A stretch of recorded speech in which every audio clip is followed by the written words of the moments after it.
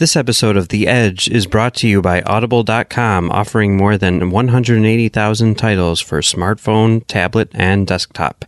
To get a free audiobook of your choice and help Trek.fm at the same time, visit audibletrial.com/trekfm. And also by Enterprise in Space, an international program of the nonprofit National Space Society. Find out how you can help science and education and become a virtual crew member aboard the NSS Enterprise Orbiter by visiting enterpriseinspace.org. And if you want to join the conversation and share your thoughts on this episode, join the Babel Conference, our listeners group on Facebook. Just type BABEL into the Facebook search field. We look forward to seeing you there. You're listening to Trek FM. What have you done out there on the edge of Federation space?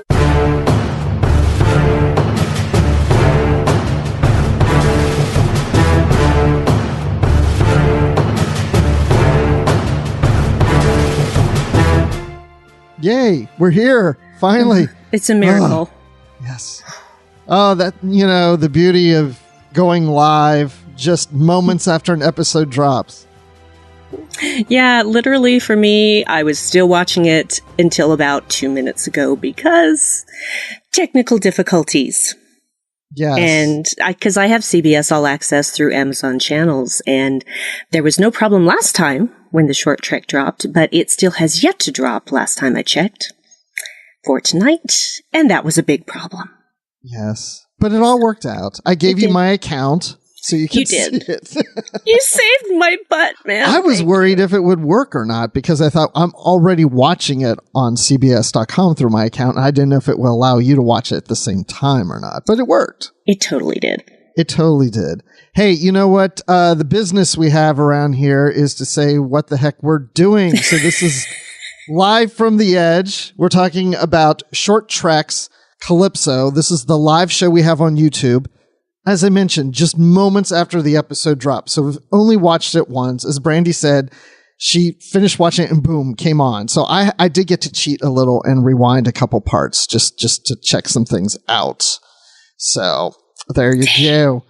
Right. So I'm Bruce Gibson and this is Brandi Jackola. And we're getting ready to do this thing. We have a lot of people in the YouTube chat and they're already talking, and I'm seeing some good things in here, actually. Maybe that's a bit of a spoiler. But, oh, yes, and someone notices I'm in a hotel room. I'm on a business trip. I had a dinner tonight that I wasn't sure if I'd make it on time, but I got out early to make it. I'm here in Orlando. And, Brandi, you did a show one time live from Florida. Were you in Orlando? No, I was in St. Petersburg. St. Petersburg, yeah. Yeah. St. Pete's Beach, to be precise. All right, so we're one-on-one on doing a live show from Florida. Yes. Okay, so my question is, besides why are people saying Bruce and Brandi, Tony Robinson? Hey, this chat is very crazy today. I think everybody loved the episode, so let me ask you, Brandi, what'd you think of Calypso? I am still processing. I enjoyed it. Let's be clear with that. But I'm not 100% sure yet what I think of it. Dave, who of course is my husband who watched it with me, is very clear on how he felt about it. So maybe he should be here instead of me. No, I believe that his words were, it was like Blade Runner 2049 in the best way. So this was Star Trek Blade Runner 2049, I guess. If you haven't seen Blade Runner 2049, that's not going to make any sense to you. But no, you're right. There's elements of that in this. There are. And 2001 is Space Odyssey. Yes, there's that too. If she had at any point said, "I'm sorry, Kraft, I can't do that," then I would have really just, I would have laughed first of all. But unfortunately, it had already been spoiled for me that this was taking place in the future. So I already knew that. But still, the reveal of that is still interesting because that's the only thing that I knew about it. And I stayed away from any other information about it. So that was all I knew. But the minute that, everything started turning on, I thought, oh, this ship is deserted. There is nobody on this ship but the computer. And the computer, of course, naturally would evolve over that amount of time because, what else has she got to do? Yeah, this also reminded me of Runaway, especially in the mess hall, because it seems that in these short treks, everybody's alone for most of the episode. And then we see more food too. I can't watch these short treks without getting hungry. Yeah, waffles. And syrup that wasn't there. Yeah, it looked good to me. I want to make waffles. It was very squishy, very spongy. I did like him touching it because he had no idea what it was. And I thought, oh, you don't know what waffles are? That's a bummer. So I did really love that the movie in question was Funny Face because I personally love that movie. I think it's an underrated treasure. And a lot of people forget that Audrey Hepburn was a ballet dancer for many years. So, but yeah, I thought, the minute I saw Fred Astaire's face, I'm like, oh, it's Funny Face. I knew that was that sequence. So. Yeah. Isn't the song He Loves? Is that the song I think that they're dancing to? And Funny Face? I don't know. I just tried to do some quick research before we went on. Tried to look like I'm smart or something, like I know what I'm talking about. Thank you, YouTube, for letting me watch a clip of the dance right before we went on. And then there was Betty Boop at the very beginning. That was like, I was very excited that we got some cartoon action going on now. This is our first Star Trek animated episode since the animated series. For about 3 seconds. The funny thing is Dave actually said that this would work really well as an anime. So the whole episode would work really well as an anime. Oh, that's interesting. Yeah. So, Okay, warning, life signs are at critical levels. So did you think he was going to die the first minute the episode started and it would be over? Because it is short treks. It could be a minute-long episode. Yes, but I knew that it wasn't because the timer at the bottom was counting down to, from like 18 plus minutes. And I just thought, no, he's not going to die because there's been screenshots of him being alive. So I was pretty sure he was not going to die immediately. Yes. But I'm still trying to figure out why it was called Calypso. What did I miss? I don't know. I haven't had a chance to think about that yet either. Oh, sorry. Sorry. Well, this is a terrible live show. Why do we do these live? We don't have time to prepare. Well, see, that's the thing. It's a reaction show. That's why. We're not here for in-depth analysis tonight. Yeah, this is initial reaction to it. So Calypso is what? Greek mythology about she lived on an island for 7 years. So maybe that's what it is. Being lonely. That's it. We don't know how long he was there, but he was there for a while. Yeah. Oh, yes. Oh, yep. Of course. Aaron's chiming in with the information. Yep. Yeah. What are people saying here? Oh, yeah. That's right. He's saying that. Yeah, he's saying Calypso was a nymph in Greek mythology who lived on the island of Ogygia. Ogygia. Yeah, we're going to go with that. Which, according to the Odyssey, she detained Odysseus for 7 years. That makes sense. What does that mean? He was there for 7 years? I don't think it means that. Well, it might, but I don't think he was there that long. I didn't get that impression. Well, he was there for quite some time. Yeah. I was thinking it was more like months, maybe. Not like 7 years. I don't know. Possibly. But yeah, thank Aaron for that. Yeah, good copy and paste from Wikipedia. Dude. Why you gotta be that way? Because I just read that for word on Wikipedia. Oh, apparently Odysseus was also trying to get back home to his family, so that's... Oh, yeah. Oh, so they stole this... No, it's a metaphor. Oh, okay. But when you think about it, everything has been done before. It's all in how you recombine the elements to make it fresh. It is. And sometimes that's why people enjoy certain things. Maybe this episode, because there's a lot of familiar elements from other things, and people can relate to that, and they like that. So what'd you think of the ship evolving into Zora over all these years? I wonder. It kind of reminded me of like it reminded me of like the holodeck. Yeah. And the fact that, some of these characters take on a life of their own after a while, after the holodeck's running for a while. Yeah. That did happen more than once. Except that usually happened through some kind of malfunction, which makes me, again, wonder why anyone ever let anyone use the holodeck. It's like, oh, the safeties are off again. Oh, we have to solve this mystery or we all die. But no, I actually was intrigued. I knew immediately that she was an artificial intelligence simply because he woke up alone in sick bay, and there's no way that there wouldn't be someone on duty in sick bay at all times. So I immediately knew that she was an artificial intelligence. I figured she was the ship's computer because how else would she have gotten there? But she giggles. She laughs. She's like, "Oh, that's true. You thought I was real?" So yeah, that's she's.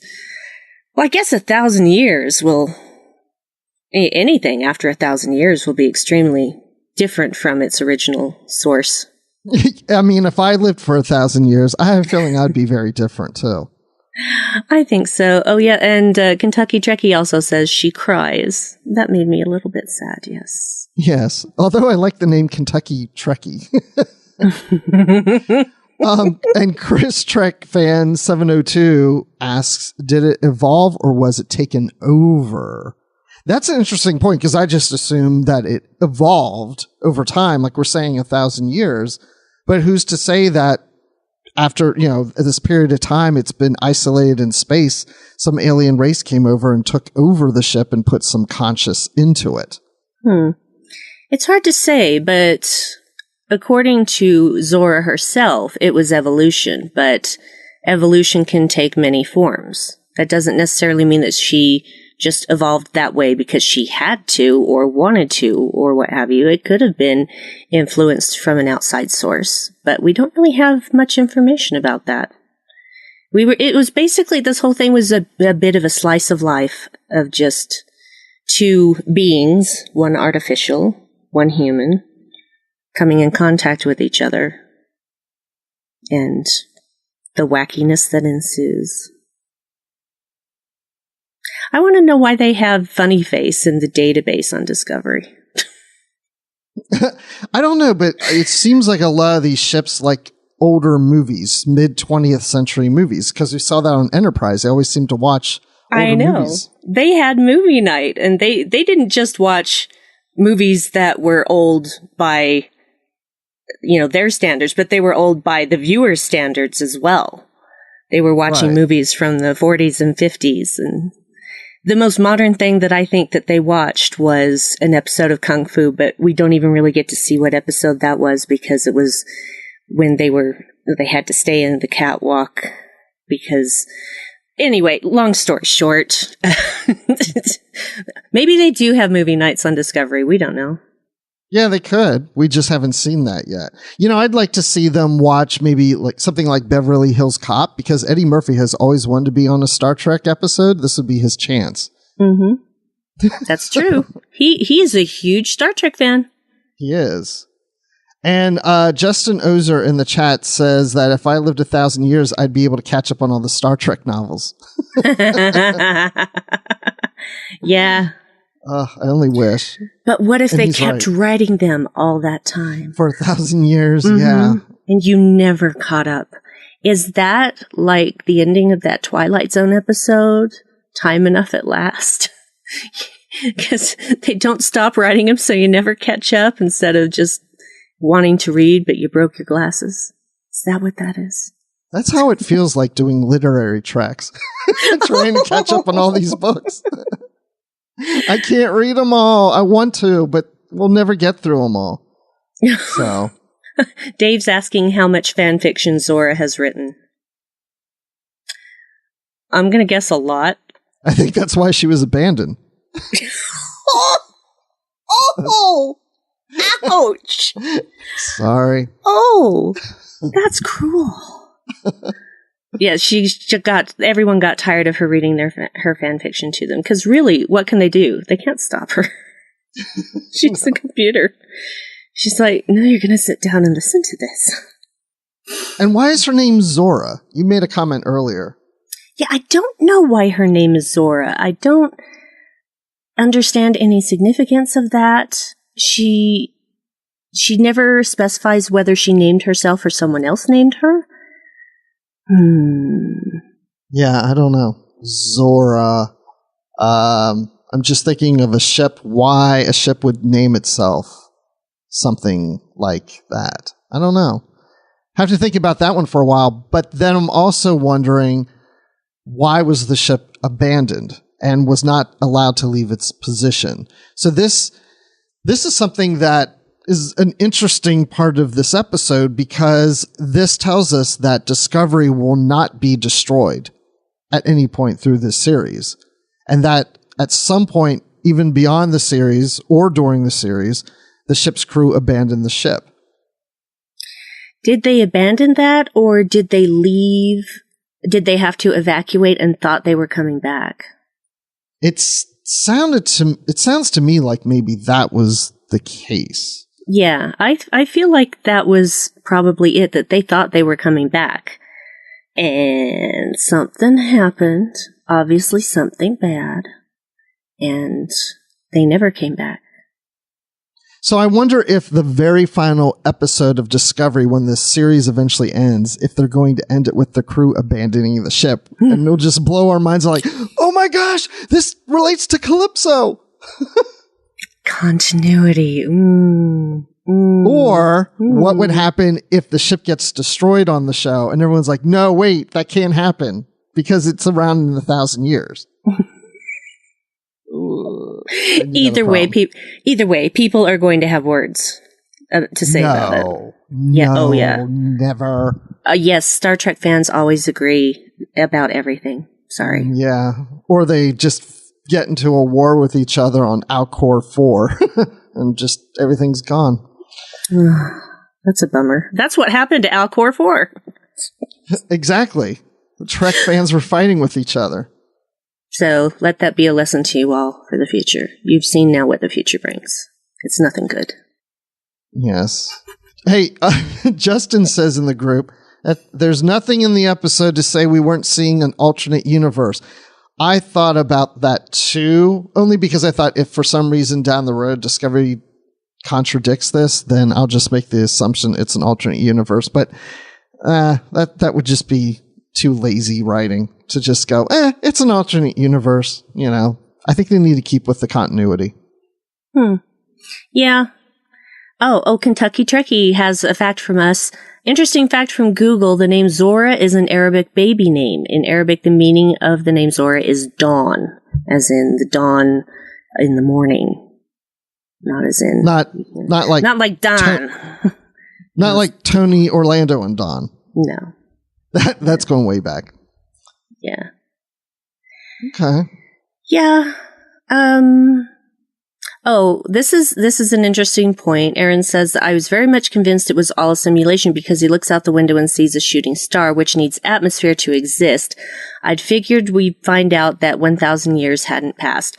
Well, I'm pretty sure that the Star Trek universe doesn't obey all of the laws of physics because there is no sound in space. It's a vacuum.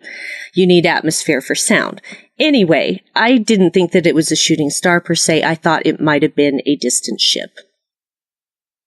Yeah, that's true. It doesn't have to be a shooting star. I have to go back and look at that. Maybe it was a satellite of some kind. I don't know. But I didn't think it was a meteorite. That didn't even occur to me. I just thought, that's a ship. Maybe a satellite. Maybe, I don't know, some kind of deep space probe. I don't know. Maybe it's the alien race they were fighting when they abandoned the ship, and that alien race comes by every once in a while just to check to make sure the ship is still there, which I don't know why they care. Well, why would they leave it there? Unless they're trying to get onto the ship and they haven't figured out how because Zora keeps fending them off. Or maybe they just don't know what a door is. Yes. After 1,000 years, this alien race says, we don't know how to get on the ship. We don't have transporter technology. There's this thing here that looks like it opens, but we've never seen one of those before. Yeah, that could be. Aaron says, Geek Filter says that the disco shirt had a different font. I noticed that. And it also didn't have the Delta Shield on the sleeve either. So does that mean we're going to see a new clothing line on StarTrek.com? Ooh, maybe. But the interesting thing is, because this was the future, and I think this point was made by someone in the chat as well, that it doesn't necessarily mean that the ship was abandoned by the current crew that we know now. True. It could be a crew 100 years in the future from when Discovery takes place. It could be 500 years in the future. All we know is that it's been 1,000 years since the ship was abandoned, but we don't know at what time the ship was abandoned. That's never made maybe clear. The crew, maybe it's a crew 100 years later after the Discovery series, and the crew necessarily didn't abandon ship. They were assimilated by the Borg. Yep. I don't know. I guess the ship wouldn't be in that condition just sitting there, but I don't know. Well, if Zora has become advanced enough to, think and have a personality, she could possibly make sure that maintenance is taken care of on the ship to keep it running. Obviously, the ship is, for all intents and purposes, her body. So she would make sure that it's in tip-top shape so that she doesn't go into the dark beyond. She obviously wants to live, even though she's not technically alive by organic standards. Right. She even says, there is no me. Mm-hmm. I don't have a face. Yes. And that was great because he says, he had a vision of her. He had a face for her. Yeah. So did she read his mind? How did she do that? Maybe it's, I don't know. Maybe, I don't know. Or maybe she just came up with the image that she thought he would like based on what she knows of him from all this time. Yeah. Because people will say, they know someone over a period of time. Oh, I know the perfect girl for you or the perfect guy for you. Or maybe that's kind of what she's doing. I don't know. That could be. I heard that a few times in my dating life, and they were always wrong. It's like, no, you don't have the perfect person for me. You have someone that you want to shove off on me to shut them up, and you think that, maybe they'll take pity on me. No, I never had one good blind date, ever. Well, then TMI. You need to find an abandoned ship somewhere. I do. Well, I don't need to now because I found my life partner. That's true. Who is in the chat? Yeah. So yes, good night, Justin. I guess he had to leave. So we're talking about names. First, he identifies himself as Coral, and then that's not really his name, and then Kraft. So I guess we kind of figured out why she goes by Zora, but why did he pick Kraft? Is it because he thinks he's cheesy? Kraft cheese? Or maybe he likes to shop at Michael's for craft supplies? I don't know. I'm really struggling here because I don't know why he went by Kraft, and I'm giving the chat group some time to come up with an answer as I fill air. Maybe he feels that his craft was abandoned because of this war, and maybe that's what he wants to get back to. Interesting. I'm reading a lot into that. I have nothing to substantiate that at all. Kentucky Trekkie says he came to the ship in a craft. Ah. Then why didn't he call himself Ship? Or Escape Pod? Or maybe he thinks he's crafty, says Neostar9. Well, actually, Neostar9 just said crafty. Well, your husband has a really good answer, but if that's really true, that it is craft true. means force of struggle or power in German. But with a K, not with a C. Right. Going back to cheese. Craft. So that's interesting. Force of struggle or power. Okay. That could interesting. be it then. Yeah. See, this is why the live show works really well, because smart people either tell us great answers or they make up stuff that we think they're right. Well, there's a lot of leeway here. There's a lot of stuff that isn't spelled out for us. So a lot of it we have to make up in our own headcanon because we're not handed everything.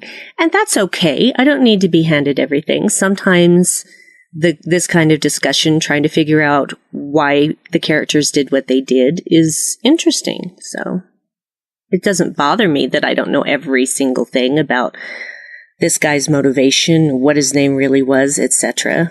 It's not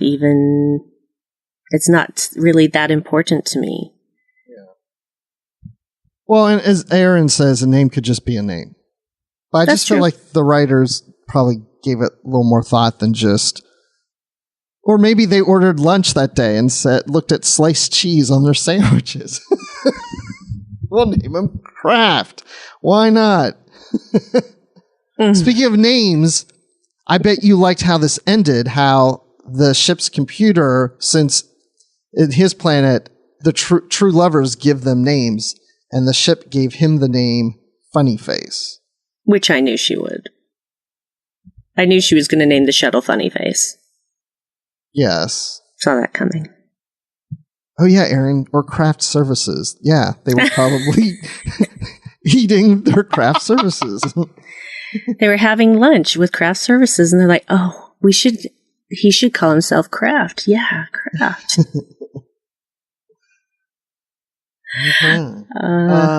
Well, we've been talking for a short trek of about 26 minutes here, so I don't know if I really have anything to add. It's like you said, it's like need time to process and think, but that's our initial reactions, unless you have anything else you want to cover. Not that I can think of. I enjoyed the episode. It left me with a lot of questions, but not in a way that made me angry, really. It's a thinker. It's a situation where I have to sit down and really think about it and let it kind of percolate in my brain for a while before I can really form a more astute opinion. But overall, my initial feeling is I liked it. Same here. I liked it a lot. I like that it just took its time and didn't feel rushed. And it's also great to see that we can get these Star Trek episodes without there being a lot of action. It's just, it's more cerebral, which someone had mentioned earlier in the chat. I saw that. I can't wait to watch it again. Now, this one was just a little longer than Runaway. This was, with credits, 18 minutes, where Runaway was closer to 15. Yes. So, I was starting to wonder if they were going to start getting shorter, but this one actually got longer. So that was pretty cool. I think it's going to take as long as it takes. I think that if something goes a little bit above or beyond, because when they announced it, they said they would be an average of around 12 to 15 minutes. And when you add them all together and average them out, that may be true. So if it has to be a little bit longer, that's fine. I don't feel like it has to adhere to some self-imposed amount of minutes with credits, just when it's over, it's over. Tell the story, take as long as you take, and then that's done. Yeah. Absolutely. And Dan Gunther from Literary Treks, who hasn't seen it yet, says that he feels like he hasn't been spoiled from this discussion. Yeah. Oh, well, good. There's not like any like huge surprises or anything that I think is spoilery, I guess, in a way. Maybe a little that we discussed, but yeah, it's definitely not going to ruin the episode if you haven't seen it. It's more of a short character study than anything else. Oh, I'm glad you said that, because that's one of the things I was thinking earlier tonight, and that is this is the first Star Trek episode or movie, anything filmed Star Trek, official Star Trek, that did not have a crew member, a main cast member, or anybody in the episode, that it was totally a guest character, 100%. Wow, I hadn't thought of that, but you're absolutely right. Which shows you that this format that we have with CBS All Access and being able to do short treks allows them to do things that typically could not have been done on a regular Star Trek series. You could have not had just an episode about one character and not had any of the main cast because of contracts and such. That is so true. Oh, interesting. I like this. Yeah. So I'm interested to see how we get more creative, different things out of these, especially the short treks feels very much like a short story I'd read in a Star Trek anthology book. And so these are pretty cool. These are fun. Yeah, I'm enjoying them very much. Yeah, and now we have to buy new disco shirts. Yeah, dang. Because I hate disco shirts. Hey, and I'm proud. My wife just had her 50th birthday, and the only birthday idea she had for me for a gift was a disco shirt. Oh. Everything else I had to be creative on, but I said, what do you want for your birthday? And the only thing she could think of is, I don't know. I think just, I want a disco shirt. And I'm like, I love you.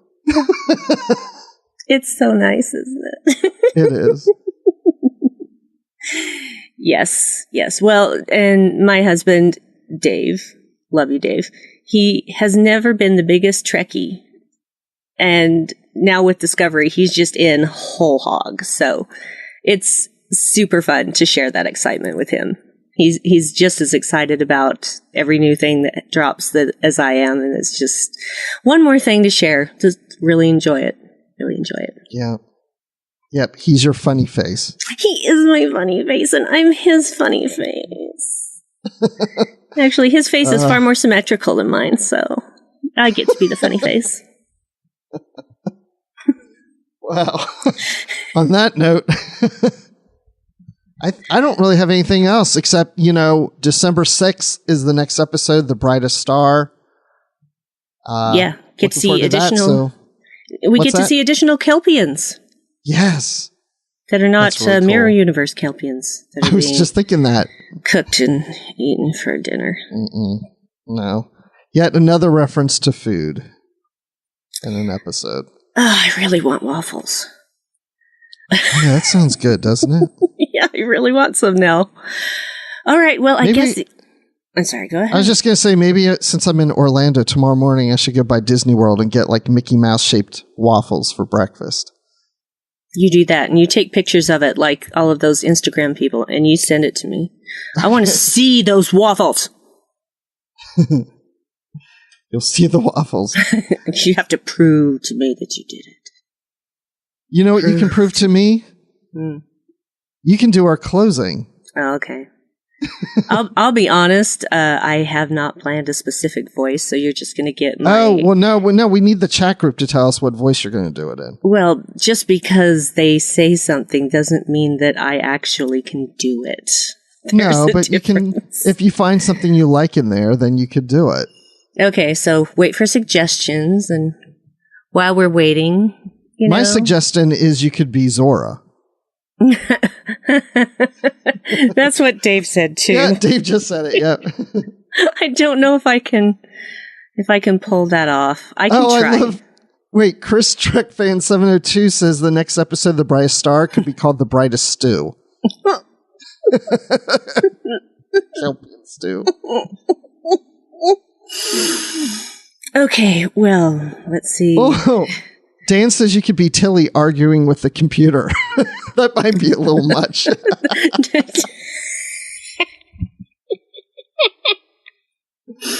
It would be fun. Marissa Tomei, Missy from Doctor Who. Okay. There you go. Yeah, well. You have some ideas. Okay. Or whatever you want to do.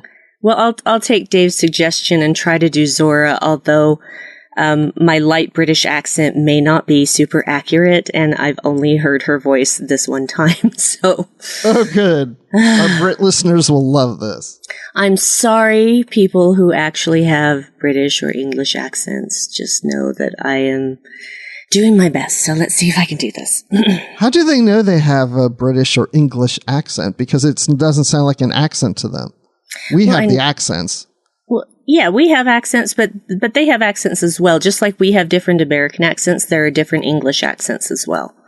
depending on what region you're from. So it's just like any other country. The accents will differ depending on where you are. So. I wish there was Alcor for accents, but we didn't get that. Okay. Maybe someday we'll know. I don't know. Anyway. Okay, I'm going to try this. I apologize in advance for how terrible it may be. Be sure to check out our Discovery coverage throughout the week. Live from the Edge will air on Thursday nights for short treks. Our commentary will be available as Tracks from the Edge. We'll discuss your feedback on Postcards from the Edge, and you can catch the full analysis on the Edge main show.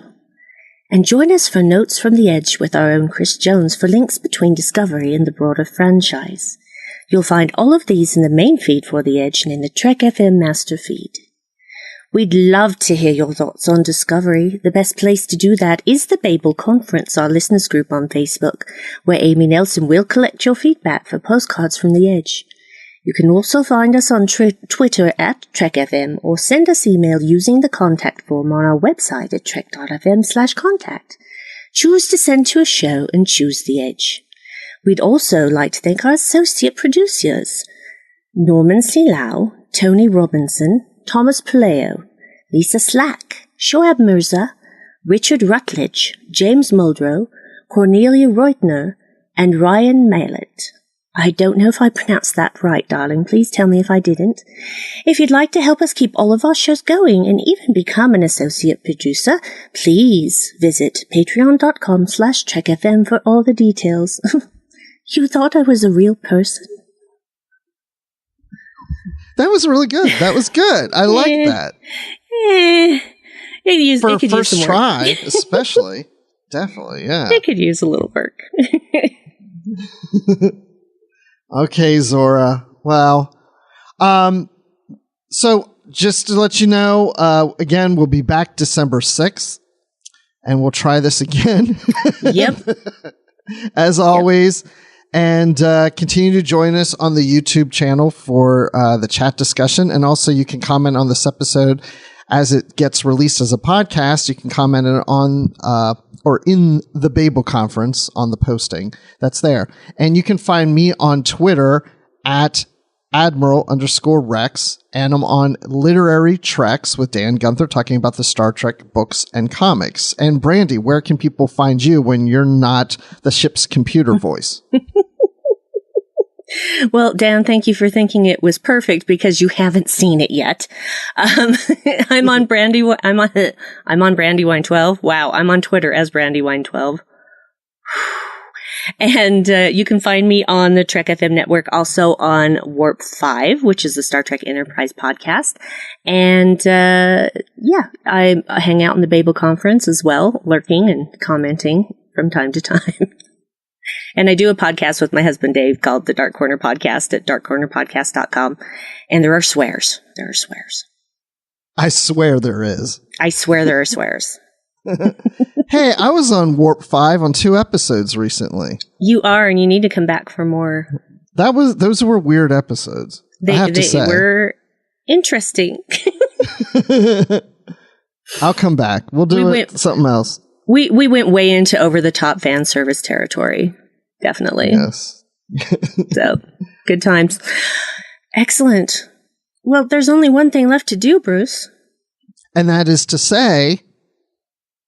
Live long and prosper. And prosper. Why did I get that wrong? I'm the one who made that up. You are. Oh, man. We have another thing we say.